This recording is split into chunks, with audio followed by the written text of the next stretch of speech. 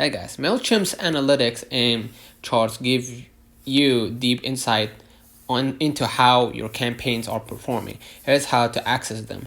First, log into your Mailchimp dashboard. Next, from the left sidebar, click Campaigns. Next, choose the campaign you want to analyze. Next, open the reports section. Afterwards, scroll down to the charts area. You will see visual data for open rate, click-through rate, audience engagement by time and location, device breakdowns, mobile or versus desktop. Hover over data points to view exact metrics.